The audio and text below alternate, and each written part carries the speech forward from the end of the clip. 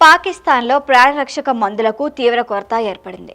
కేవలం 45 రోజులకు సరిపడా మందులు మాత్రమే నిల్వ ఉన్నాయని, ఆ తర్వాత పరిస్థితి ఏంటి అన్నది ప్రశ్నార్థకరంగా మారిందని అక్కడి ప్రభుత్వం ఆందోళన చెందుతోంది.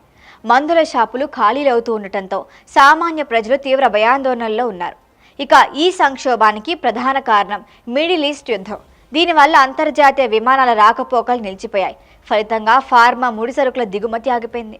పాకిస్తాన్ ఫార్మా రంగం పూర్తిగా దిగుమతులపైనే ఆధారపడటం, సొంతంగా మందులు తయారు చేసుకోలేని దయనీయ స్థితిలో ఉండటమే ఈ పరిస్థితిని మరింత దిగజార్చింది.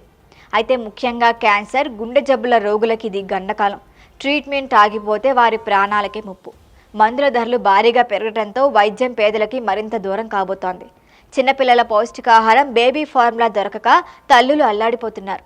ప్రభుత్వ ఆసుపత్రుల వ్యవస్థ కుప్పకూలే స్థితికి చేరుకుంది. కరోనా సమయంలో లాగానే వైద్య నిపుణులు హెచ్చరించిన పాలకులు నిర్లక్ష్యం చేయటమే నేటి ఈ దుస్థితికి కారణమని విమర్శలు వస్తున్నాయి.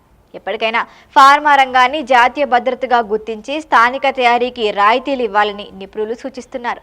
ప్రత్యామ్నాయాలు వెతుక్కోకపోతే మందులు లేక వేలాది మంది అమాయకులు ప్రాణాలు కోల్పోయే ప్రమాదం కూడా ఉంది.